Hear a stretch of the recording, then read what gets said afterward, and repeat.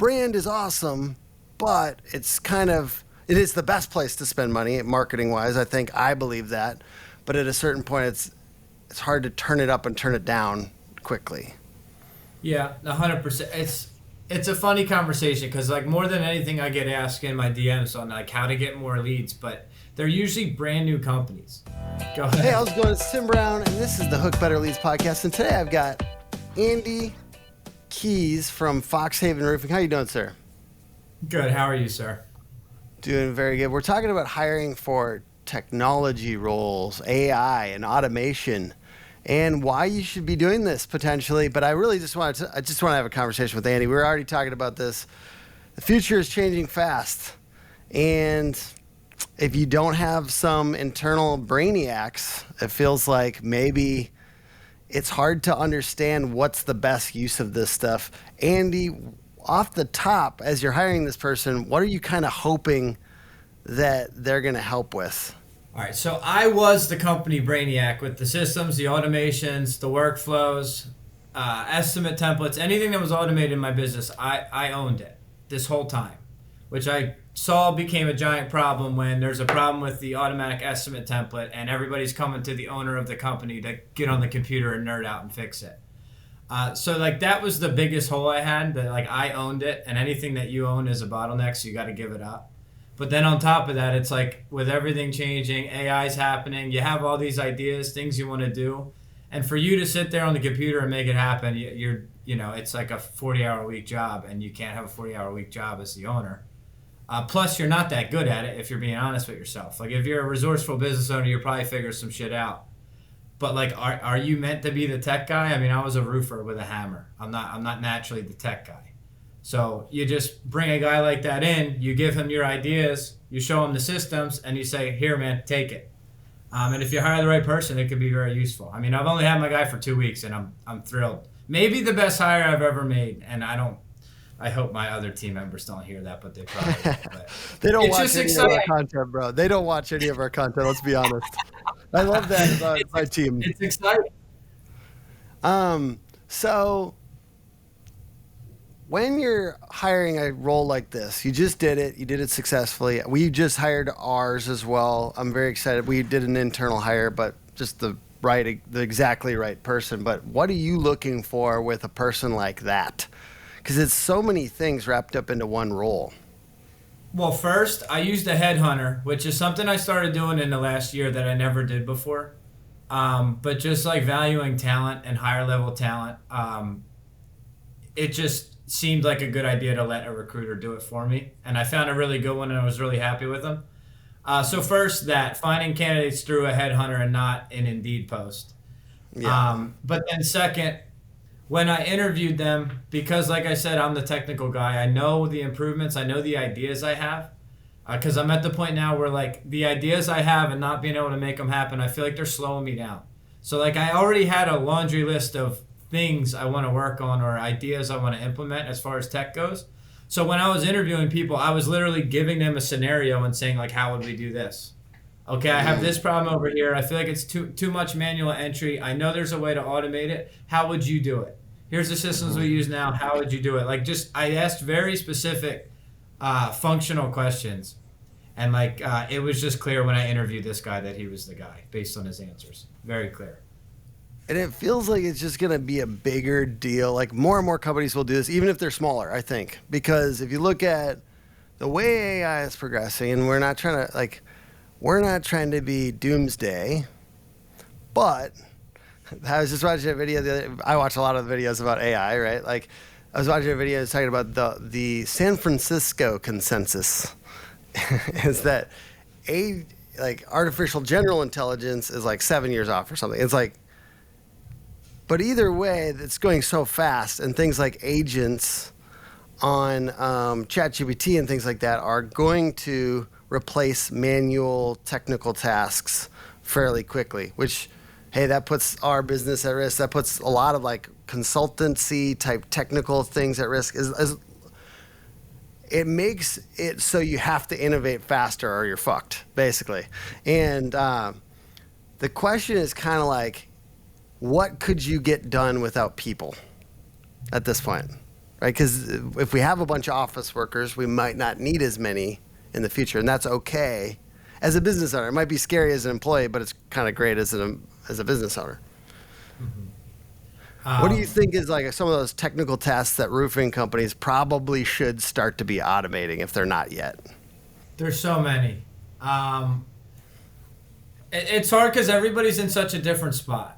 So like Yeah. I'm currently moving away from Job Nimbus and into an ERP system, and the developers I chose to build it out for me are super smart, like cutting edge technology. They're showing me crazy stuff that if I told you what it can do, you would be amazed. And then I have the tech guy who comes in and his job is to audit everything we're doing, including what you guys do for us at Hook, and say like, what could we potentially like? We're paying this to a vendor. Like, could we just Yeah. automate all of these SEO activities, get the same output or better, and then not have to pay an agency? And it's goofy for me to say that to you, but we're having a conversation. It's good to hear that directly. It's my thing is we have to offer more value, or we're fucked, and that's just true. And that's true for any vendor that's doing something that's kind of like on the computer and that type of thing. And at the end of the day, talking about it or not talking about it doesn't make it any less true.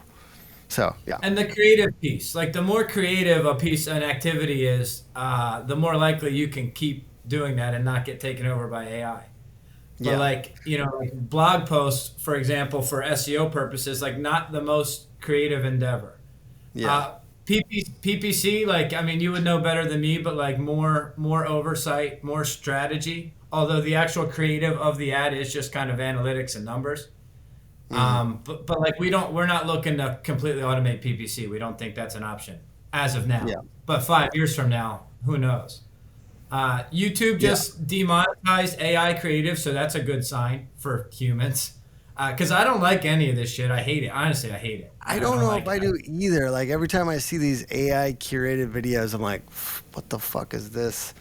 Like, and like but it's gonna get better is the thing. Like it's all of this is like an indication, and I know we've been saying that for years, but it's true. All of this is an indication of where it's going. Every time like it up levels, like the video's up leveled recently with VO3 by Google, and it was like for a second there I couldn't tell what was AI and what was real, and like that's going to keep happening to such a degree that like it's going to be pretty hard to tell. Yeah, which is scary, and like I hate it. I'm just in business, and business is competitive, so like I'm not going to be the guy to get left behind. So I'm diving into all this shit. But as far as like my life and my opinion on it, I hate it. I think it's weird. No, I think that that's fair to say, and I think some people would say, oh, by talking about this plainly, you're endorsing it. Like, obviously not. I obviously have different preferences that I liked the creative. I love the creative side of marketing. I love marketing. And I think you do too. You know what I mean? Like I saw your billboard the other day, what was the billboard? It's so good. We fix roofs, not marriages, but one thing at a time. In a very high divorce rate county. You're not getting that from AI yet, okay? There's an element of like knowing your audience and like making creative shit that's fucking cool. I'm unnecessarily swearing here, but the point is like it feels good. So I'd prefer to keep doing that. I like innovative marketing. I think it's fun. However, we have to look at what is it. You know what I mean? Like, I think it's now more than ever, we have to be less romantic about business, and we need to do what we need to do. And there's just part of it is like knowing that this stuff makes you more profitable. And some of you guys that are scared of AI or automation or things like this, or I'm scared, but I'm saying like not making moves, not making next steps to do this stuff soon, you're missing out on profit. And that's just we got to be less romantic about business and make more money. And for me, that's scarier than the AI is everyone else using the AI and automations and putting me out of business. That gives me way more fear and anxiety to move than the fear of AI. It's competitive. We got to do it. You know Vappy, right? You know what Vappy is? No. So Vappy's like a AI voice for calling. That's sweet. For developers. So it's got like all the engines, all the AI engines behind it. The prompts you can put in there are crazy. So like we're Cool. integrating that with our new system. So we're going to have our AI engine browsing our opportunity pipeline, choosing the highest priority, the people that the AI thinks will convert with the highest percentage. And then Nice. Vappy can do outbound, which is crazy to have AI do outbound for you Yeah. until you talk to the thing. And then you're like, Yeah. this is nuts, dude. How good is this going to be in 2 years? It laughs, it giggles, it stutters, it breathes a little bit. It's insane. That's dope. That's so cool, man. If I can have AI crawling my CRM to figure out who to call and who to follow up with, and then the AI just constantly be making outbound calls. Well, now I have reach outs going on 100% of the time by no humans. Amazing. And adding appointments to the calendar. It's crazy. And like it's working. Well, we're building that into the system. Okay. So I can't say it's working, but like Have you tried some of the inbound voice things yet that exist, or are you using that for inbound at all, like Yeah, for so- overflow? we're still with Job Nimbus until the new system's ready. And Job Nimbus added their AI assistant to Job Nimbus. So we have it that lives in our Job Nimbus. So when our office phone rings 4 times, the AI picks it up. So we no longer have a voicemail. Just the AI gets it if we don't pick it up by humans. And it's good. I mean, it understands the context. If you call from a certain number, it'll say, is this Denise so-and-so at so-and-so address? Nice. It knows who That's it is dope. because it's linked to the CRM. Have you looked at the numbers? I'm sorry to interrupt. No, I was just going to say it takes notes. We all get a text message alert that a call was taken. It'll add an appointment to the calendar, so it'll schedule an appointment. It'll ask if it's repair or re-roof. And you can kind of train the thing to get better and better, but it works out well. It's better than people getting the voicemail, especially after hours. And as far as like booking rate and stuff like that, is it decent? The AI's booking rate? Yeah. I wouldn't say Have you it's looked at that decent. at all? 50% of the people hang up. Because Yeah, we're not okay. hiding that it's AI. We're not trying to fool Yeah, people and yeah. make it think it's a person. We're saying like this Yeah. is our after hours interactive agent, and some people click right away, and then we just have to call them the next day when we come in. Okay. It is scheduling about 50% of the ones that come in after hours, and then sometimes Okay, there's that's like cool. warranty calls it'll catch. Somebody's got a leak, it'll catch it. We'll get a text, we'll know right away. So it's definitely useful. I think it's better than a human? No. It's good to know. Like, it's good to know where these things are at. Like, late night, yes. Replace your CSR or whatever, no. Like, don't do that yet. Like, this might happen, though. That's the scary part. That's, like, a little bit of scary part for that job, is that could be replaced. But RoofCon is definitely the best conference I've ever attended, and I've been to several. We go to several every single year. I bought the tickets. I said, we're going. This year they broke 5,000 tickets, so it's growing bigger and bigger every single year. If you're not here, I don't know where you're at. Definitely coming back 2024. See you then. RoofCon, the #1 conference for the roofing and solar community, is coming back to Orlando, October 23rd through 25th, 2024. Get your tickets today at roofcon.com. Vappy's on another level though. So like if you mess around with Vappy and then like the way you can train it and the way you can link it up to an engine and the prompts you can put in it and then hear it, Vappy versus CSR, that's a conversation. I think, which you know. So I'm talking about the one in Job Nimbus, but there's better ones out there. I've never replaced a human yet. I'm just using it for. I'm just noting that, like, the ones that a client will be like, we got this thing. It's the same thing that happened with VAs. And then I listen to the calls. They're so bad sometimes, right? And then, like, if you're overusing it when you could just have a human right now, I'm going to look at your booking rate and I'm going to hope, you know what I mean? Like, basically, like, there's been a number of the big ones, actually, the ones that are very popular and marketed very hard, that just the booking rate hasn't been that great. So I'm just being honest about that until it's not true. You know what I mean? Like, it probably will be not true soon in the next year, I would guess. But so far it has been lower booking rate for sure than humans. I love all my people. And like it's one of the best parts of owning a business is bringing all the people up. Everybody jumps on board. Everybody likes their job. They like where they work. They move up in their life. Like it's one of the best parts of owning a business. So I don't necessarily, when I view all these AI tools, I don't necessarily think like I'm gonna fire Angelino when I get this tool up and running, but I want to scale my businesses, so I just feel like I can have the humans do more higher level things that I need humans to do while we have AI kind of pick up the slack behind it. So as we scale, I need to add less people than I would have without it. That's kind of how I view it. Yes. Hire slower because you don't have to have as many humans. The people that you have are higher leverage and then have to be strategic. And if they're not strategic, though, it does make them a little bit easier to, like, you know what I mean? That's the lesson for employee is like, be more strategic. Otherwise, AI obviously is common for all of us, actually. Like, that's just the truth. Like, everybody's job is kind of a little bit more at risk. Like, even, I saw this post. Who's the guy that Dirty Jobs guy? You probably saw this post too. It went viral. It was like the job is not coming for, it's coming for the coder's job. Everyone told everyone to code, but it's coming for the coder's job first and all the white collar jobs, but it's not coming for HVAC techs and welders and roofers. And I think people in the comments rightly noted, not so fast, but I mean, there's like, yes, it's a beautiful thought, and we all like to think that because we're all in the home services space and whatnot.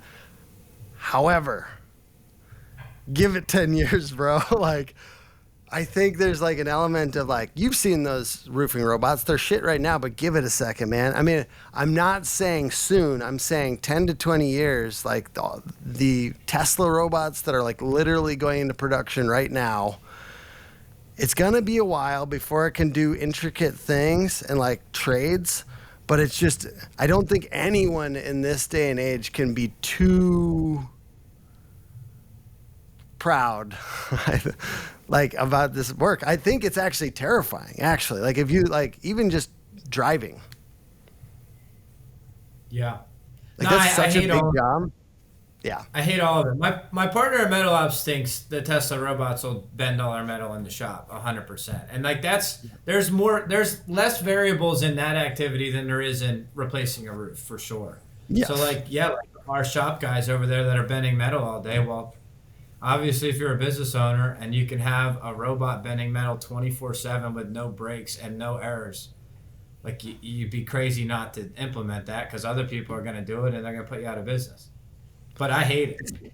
Yeah, it's an ugly thing to talk about. But it's like, it's once you do it, then the competitor has to do it. Or if the competitor does it, you have to do it. Otherwise, you're not going to be able to compete on pricing because it's going to drive prices down or something. It's kind of like it's going to happen no matter what. Current event. Just randomly talking about current events, apparently. The guy that was cheating at the Coldplay concert.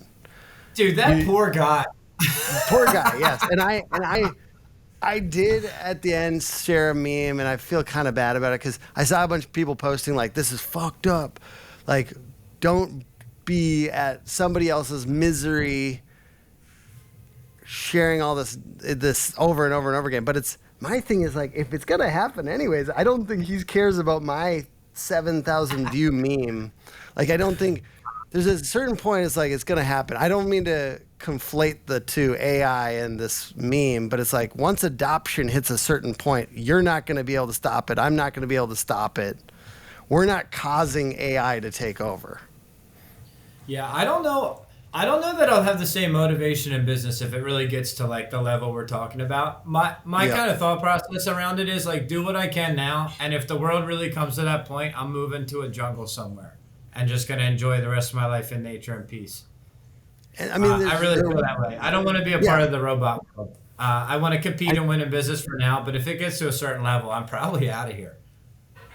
And just to go there for a second, because it's like, I was talking to my wife, I keep on having these little existential crises. First of all, to think about like all the AI that's going to like change medical stuff to such a degree, like that's going to be incredible. Like there's beautiful, incredible possibilities with all the tests. They can just do unlimited tests very, very quickly. They'll be able to like potentially solve shit that was unsolvable for years and years. And then, on the other hand, like there are so many jobs. I don't even think we would have I wouldn't have fathomed this in 2020 that are potentially just gone in 10 years, like gone. And I don't want to be part of the fear, uncertainty, and doubt, the FUD that's spreading around. But it's going to leave, like, if you, this is just such a podcasty thing to get into, but if there's not universal basic income or something, dude, what's going to happen? Like, think about all the drivers right now that are just like, where are they going? Like, how it's going to affect for the next few years. I think it's going to affect the job market. Like, there's going to be too many people that don't have jobs in 3 to 5 years. Or I don't know. Dude, maybe I'm wrong. It all sucks, dude. It all sucks. I hate all of it. And like, dude, because I'm always talking about tech and automation, and like my number 2 at Foxhaven's always like, dude, you're part of the problem. You're gonna ruin this world. And I'm like, yeah, but everybody else is gonna do it. So like, I don't want to lose. I'm just competitive, and I want to win in business. Yeah, and you're not gonna stop it either. Yeah, I'm part of the problem. But we gotta do it. We gotta do it. Yeah. I mean, like, dude, I don't know. I don't see how. I don't see how we don't. We have to. You have to keep inventing and innovating, and you have to keep getting people that are inventive and innovative, or you will get beat. That is just what business is, right? There's probably going to be like societies that pop up that are like no technology societies, and they just want to go back to hunters and gatherers and get away from all of it. I would be really interested in joining one of those, except I'm addicted to my phone. Yeah. Are you addicted to your phone? How often do you how do you, with all the things, because your business is now, are you guys passing 20? Where are you guys at? I don't know. I don't mean to we'll land like just under 25 this year. Like, you've got so many things going on. How are you balancing kind of that personal time, that phone addiction, if you've got it or don't have it? How do you deal with all that, the like underbelly of sometimes the frenetic entrepreneur life? Well, when you say personal time, what do you mean? Like relaxing time? Sure, whatever you do. Yeah, if you don't do work, or like, like I see that you're working out. What do you do to kind of keep the brain right? I'm not like a relaxed guy. I'm like go a million miles an hour, and that's where I'm like peaceful and happy. So like I'll work all day and then kill myself in the gym, and that makes me happy. And then I can mess around on my phone for 30 minutes before I go to bed. That's kind of how I live my life. And then Sundays I chill. But what are you doing I'm to chill? Like literally just chill. Like you just like sit there? Yeah. Well, like watch something on Netflix, mess around on my phone, lay around on the Sunday with a friend. Okay, good. It's good that you have that, though, because I do think some people don't have any of that, and they're like, like these people are like, why? If you're not rich, why aren't you working on Sunday? It's like, fuck you. It took me like 5 years to take like a full Sunday every single week, where now I do. It took me a while to get there, but like I don't get burned out anymore, and I used to get burned out.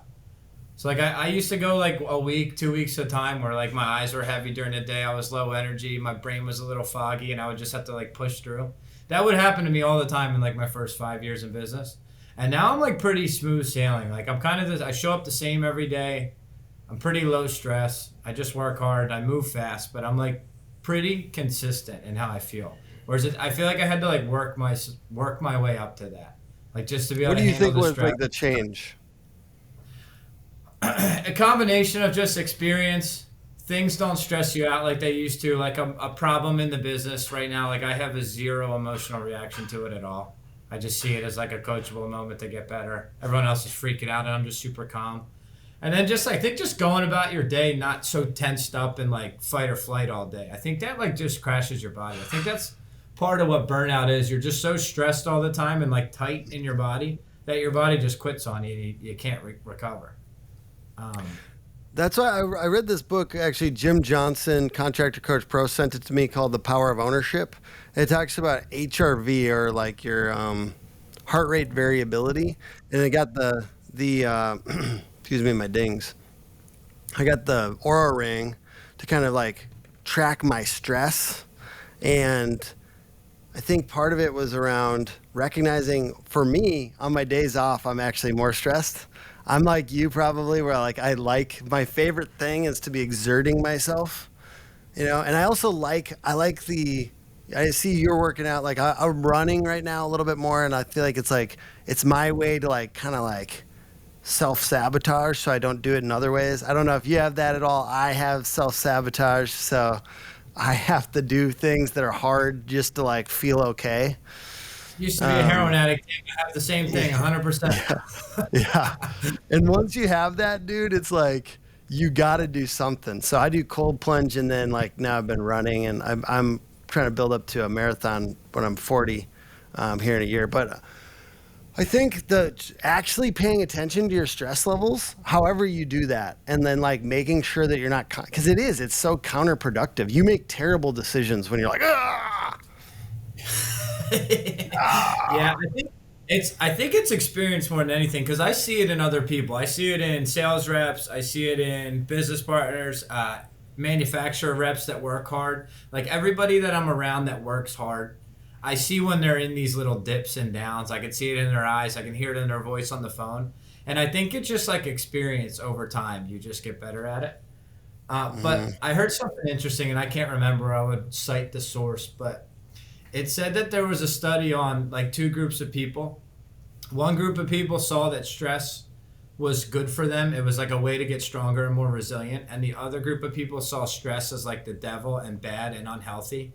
And like this group of people were like, they lived longer, they had better health, better quality of life, where these people got sick and cancer because like they told themselves that the stress was bad and it was damaging them. And these other people said, stronger. And like I kind of have a little bit of that in my head too. Like I in a sick way, I love when it's really hard and fucked up and like sales are slow and I have to dive into my business. Like there's a nervousness and stress to that, but I like channel it into like a killer action, and I know it's good for me, and I'm like almost grateful for it when I'm in it, because I know I'm gonna come out stronger, and this is just like what's building me. So I view stress as like a healthy thing and not this thing I need to be shot away from. So sorry to go all Aura Ring on us, but the part of it says like when you have stress, that's fine and good, but it's like get 1 hour of like downtime or whatever. That's what it suggests, is like 1 hour of chill. But I agree, and my thing has always been like it's hard to keep the dude down or the person down that views every challenge as an opportunity to get better. And I always ask myself, like, when something terrible happens, my trigger is, what could I do to respond to this that would make the fact that it happened a good thing? 100%. It feels like that's the same. It is a good thing. Like, actually, I was coming here today thinking in my head it would be good to talk about why leads slowing down and sales slowing down is the best thing that could ever happen to you, when everybody else has the opposite. But we started talking about AI before this, and that seemed like the topic to go on.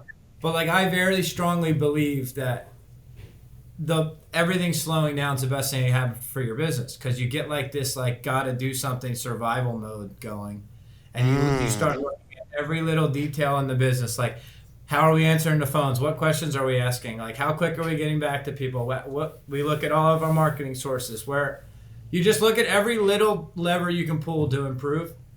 Rather than like if you have a negative mindset around being slow, you feel helpless, you want to fire your marketing agency, you want to yell at people, you want to get bitter, and you don't move. So like it's two very different ways to approach the same situation. And one, you're going to explode your business when the slow time's over, and the other one, you're not doing shit. You're just whining. Automate your communication with Proline, the only communication-first CRM for roofers. Because when you fix your communication, you'll sell more jobs. We had 200% growth, and I attribute that to Proline. But just with one automation, I was able to get 25 Google reviews. Proline's not going to win the beauty pageant, but it will save your Saturday. I love that. Is that how you feel about your marketing agency right now? Well, no, I mean, I didn't. I went through this period this year, and like it was the best. Like I'm like all in. I love it, but like I didn't want to fire my marketing agency. Like I understand leads. You only manage a couple of my lead sources, and if all lead sources are slowing down, it's not a hook agency problem. It's just that the market's getting a little goofy right now. So what can I do about it? It's like I don't allow people. If I'm talking to my sales manager, I don't allow him to say things like the lead quality's down. And I always tell him, I'm like, dude, that may be true. But like, if you're going to tell me lead quality's down, we're basically throwing our hands up and saying there's nothing we can do to improve because the leads suck. So although that may be true, we can't talk like that. There's always ways we can improve, and let's talk about those things, not the stuff that, whether it's true or not, we can't do anything about it. Yeah. That's an interesting one, because close rate, right? Like we have to measure close rate, but yet we're trying different lead sources. I think that's the thing I always talk to people, like clients, about. Like if I ask close rate and like follow-up systems, right? Those are two things. If I ask that and it's below a certain point, I'll know that client is going to not like our company. Like if your close rate's below 20% on average, I can kind of predict you might hate us.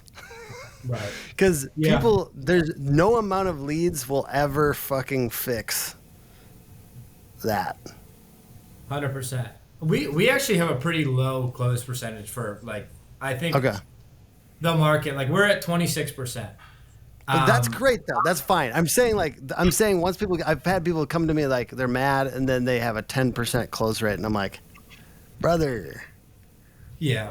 But like obviously it changes by city, it changes by lead source, it changes by rep. So like there's a lot of variables you have to look at it. If you know your numbers, you can make sense of all your different lead channels if you do know your numbers and you pay attention to things. But like here's a good pivot we made this year when sales were getting slow. And this has nothing to do with marketing agency, nothing to do with it. And just like how can we improve? We noticed that people were taking longer to buy roofs. So like all my reps had all these people that they swore were gonna go with us, and they just like couldn't get them over the finish line. Like trying to follow up, trying to stay, but just couldn't get them across the finish line. And then we noticed people were getting like 8 estimates, which like that's rare. Like every once in a while you get a guy that would get 8, but that's rare. But now we're having like all these people that are getting like 5, 6, 7, 8 estimates. We're like, what the fuck is going on? So we just felt like as a whole things are uncertain and people were just a little uncertain to make a decision. So when did that start, by the way? When did that start for you guys? When we noticed it like being a problem this year, like end of March, I would say. End of March all the way through now. But we pivoted and we said, all right, let's stop even trying to sell these people a roof on the first visit. And let's make the goal of the first appointment to get to know them, make them like us, do a great inspection, talk to them about options, figure out what options we're going to give them, and then schedule a second appointment to then try to go over it with them at a later date. And we would try to place that second appointment at where they were at in the buying process. So if we knew we were their last quote, we'd probably get back the next day or the day after. If we knew they had more people to see, maybe we'll schedule it for the week after that, so that they're more certain, they've met more people, and now we're in front of them face-to-face twice instead of once. So just psychology, they're going to like us better, they're going to trust us, they're going to feel more comfortable. And that's made a big difference. So that's something we're leaning into. We had our sales meeting today, and we're just diving in. How do we get them back? How do we get in front of them twice? How do we get in front of them twice? So that's a pivot we made that improved sales, improved closing percentage, that had nothing to do with marketing. It's just like, sales are slow. What can we do to make this better? Okay, this might work. Let's try it. How about anything for follow-up? Are you doing any kind of next level things you think for following up more often on out quotes, next level? No, I mean I have a 2-person inside sales team that like great. So that's kind of that's the main thing I was getting at there. Yeah, I don't know if that's next level. Then like I'm playing around with compared scaling, to a lot of roofing companies. Yeah, I'm playing around with scaling my inside sales team with VAs, but then I'm like hanging tight to see what happens with AI, because maybe that's not even the route. Like VAs are efficient, budget friendly. There are some good ones. I know you alluded to they all suck earlier, but there's I'm trying to get one, but it's just hard to find one, a good one. But then it's like, if AI is better, then let's just hold off and let's just scale the inside sales with AI. Maybe that's the move. But nothing revolutionary on the follow-up. Okay. inside And I mean, sales like a effort. recent thing that happened, I've like mid this year has been that like Google LSA has like pushed people to get more. It's like a one-click button to get like 3 to 5 quotes or something like that, which is kind of just request competitive quotes. Like, thanks Google. Like it's gonna be more like Angie now with LSA. It's just annoying, but that's recent, I think. I mean, LSA was a smart move for Google. They kind of destroyed the map pack used to be the most valuable thing you could have, and they're just removing that, and now they're making money off of all those used to be free leads. Now they're making money. Google leads are our worst lead source because you get the shoppers, the Google ads. It's a double-edged sword because it's the best place to get qualified leads, but I feel like they're so competitive and like people are just such in a shopping mode from Google, and everybody's doing so many referrals, right? Like you're in a position where your business is just really good, and you have a lot of referrals. Like, and I do think that like, and you have a lot of brand. So brand and like referrals are always going to be better than Google by far. There are a lot worse sources. I think if it's like it goes, then it's Google, probably SEO, maps, and then ads, and then it goes even further down to like I love Facebook ads. I do Facebook ads, but Facebook ads are going to be lower quality on that, and then it goes like all the lead aggregators, and like it's just kind of like on that continuum. You got to have something that you can scale up with money, ideally, because brand is awesome, but it is the best place to spend money marketing wise. I believe that, but at a certain point, it's hard to turn it up and turn it down quickly. Yeah, 100%. It's a funny conversation because like more than anything, I get asked in my DMs on like how to get more leads, but they're usually brand new companies, and like I didn't really start marketing until like year 3. I just like did a good job, got referrals, and grew like slow and strong. And like everybody just wants to throw money into something in year 1 when nobody knows who they are, and I just like. I don't feel good about like really pointing them in any one direction. Like you had a business. You don't need to send those guys to us, Andy. But if they're awesome, if they're already doing amazing work, I would love it if you'd send. Would you send people that? I have sent you people. Work? Yeah. I sent you Carson. I don't know if you met him, but I sent you somebody. Oh yeah. Thank you for that. Appreciate that. Yeah, but it's just like. The brand and reputation is so important. You can't avoid that in the beginning. Yeah. So like it's just better to just take your time and grow, build up a brand, spend money on truck wraps and stuff. Like I didn't even mention Facebook as like a lead source because I don't even consider Facebook as a lead source. Like we do get leads from Facebook, we close deals from Facebook, but we view Facebook as brand awareness. Like 80% brand awareness, 20% lead gen. So like I love Facebook. And if I get leads, it's incidental. Like. I have to talk my people through that a little bit because I'm like, there will be leads from there, but I don't care if they're imperfect. You know what I mean? Right. My thing on Facebook leads is like, leads are like almost like a byproduct of us. We want to advertise there because we want to remind people we exist. And if leads are coming through, that's a good sign, but I don't care that they're imperfect leads. I don't need every single one of the, I don't care about the close rate specifically. I need to advertise. I need to fucking advertise a lot. Because I think that like that's the growth engine, you know what I mean? And we probably advertise more than we need to, but I believe in having a growth engine and I like it and it's fun. 100%. We're expensive too, so like you got to look at where you're at in the market price wise. So like if I'm dealing with a shopper, like a true shopper who's going to get 7 quotes and like is really shopping, they're just harder for us to close because we're going to have to justify like anywhere from a $2,000 to $10,000 difference on the roof price. And that's why, the closing percentage is 26%.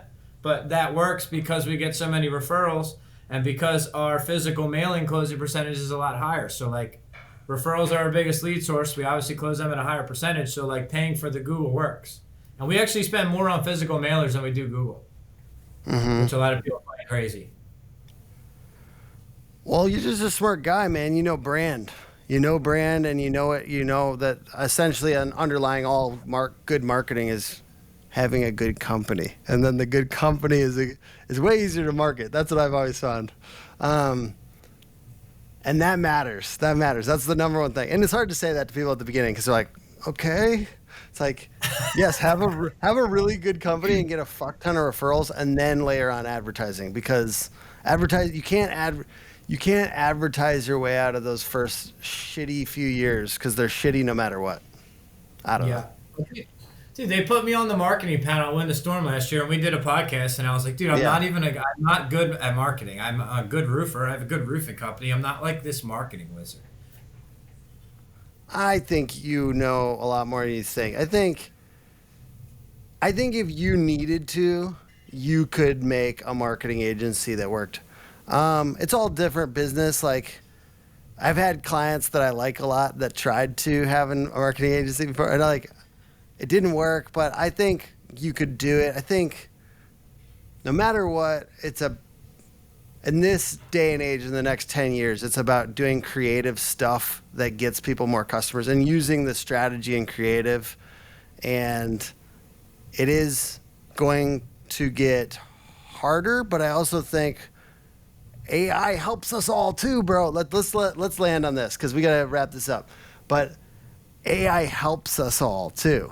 Like, so yes, it's scary, but it's also kind of fun because people that are smart, AI goes way further. And you've seen dumb people use AI.